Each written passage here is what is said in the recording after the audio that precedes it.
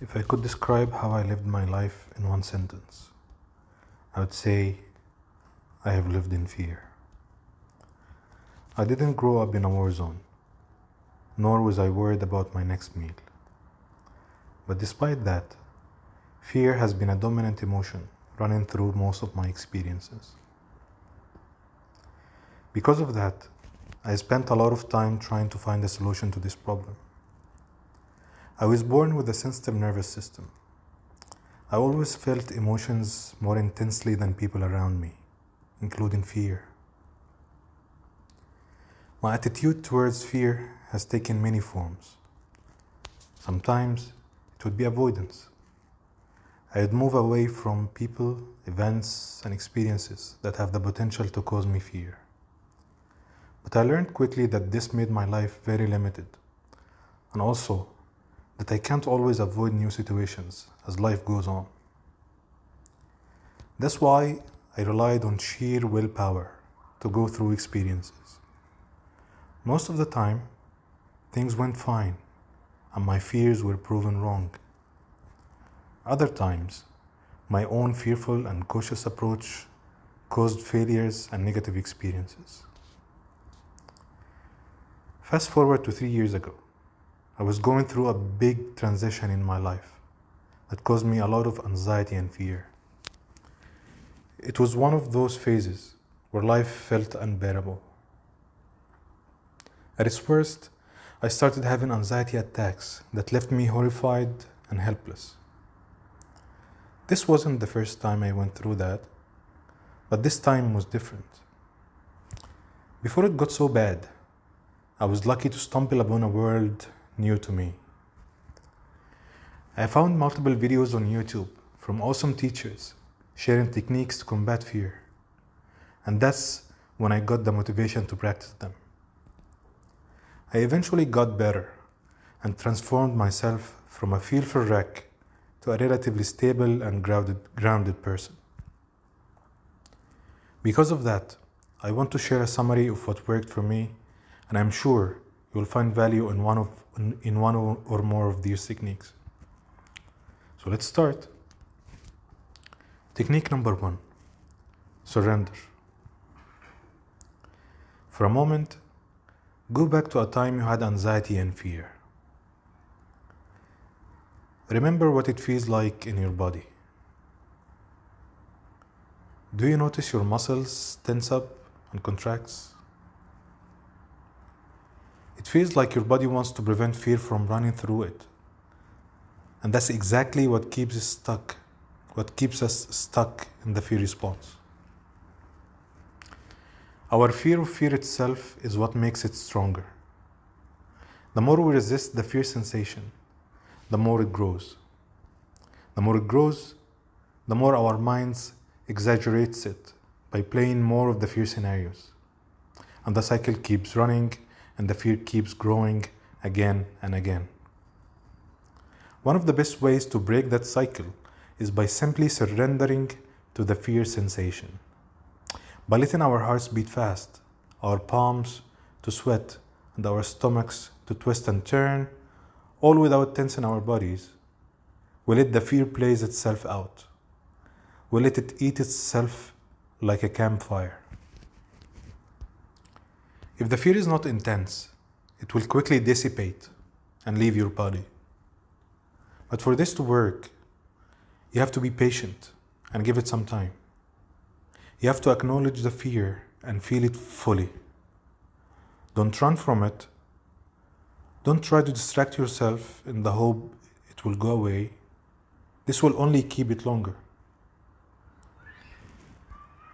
Think of it as a little child that wants your attention and care. If you ignore the child, he will keep screaming. And once you give him full attention, once you embrace him, he will soon be quiet and you will feel safe again. Technique number 2, grounding and body awareness. Sometimes our reaction to fear is not to tense up, but to dissociate from our bodies. It feels like we want to leave our skin. because what we are feeling in the moment is too painful. This again feeds the fear and creates painful sensations in the body. Compare that state to a cheerful or even a normal state where we feel our bodies. We feel that we are in control of our environment and that there is no danger around. We want to get back to that state. Not by using our thinking mind, because that takes us further away from that sense of security and safety. I can't count how many times I tried thinking myself out of fear, only to drown more and more in fear. Instead, we can send a signal to ourselves that we are okay by imitating our safe and normal state. We can do that by using grounding. This technique takes us back to our bodies through our senses. Let's do a quick exercise. Close your eyes. Take a deep and long breath. Now feel your feet. Do you feel tension? Is your feet tired? Move your toes around. Feel your feet touching the ground. Now, move your hand up and down. Feel the air touching the hand. Move your fingers. Touch any object around you. How does it feel? Describe its shape. Now, lift it up. Is it heavy or light? Now go back to your breath. Feel the air entering your lungs. Is it hot or cold? Feel your nostrils. Is air passing equally through left and right nostril? How does your stomach move with each breath?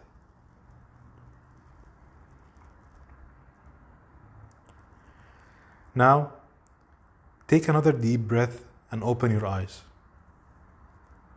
How do you feel now? More relaxed? Grounding allows us to get from disconnection to connection. You can practice it before you even feel fear, and you will find good relief afterwards. Throughout the day, try to get back and feel your body again. Notice the textures, smells, and sounds around you to help you get out of your head and into your body. Depending on the situation, you can do it as quickly as you want. Just remind yourself to get back in your body, and your attention will suddenly shift and create the relief you are seeking. Grounding can be our first line of defense against fear.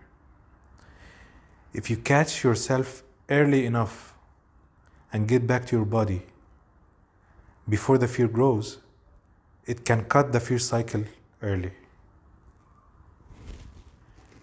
During fear, our mind keeps running at full speed to figure out a way out of the situation. This can be helpful if you are being chased by a tiger, but it doesn't work well in a day-to-day situation, like an argument with your colleague or partner. Because we are in a state of high arousal and emotions are high, we take impulsive, fear-driven decisions that we may regret later. In this case, we want to create a window of brief relief in order to think straight and take appropriate action. The famous psychologist and Holocaust survivor, Viktor Frankl, once said, "Between stimulus and response, there is a space. In that space is our power to choose our response. In our response lies our growth and our freedom." Grounding is a great way to create that space that in turn allows us the freedom out of impulsive action.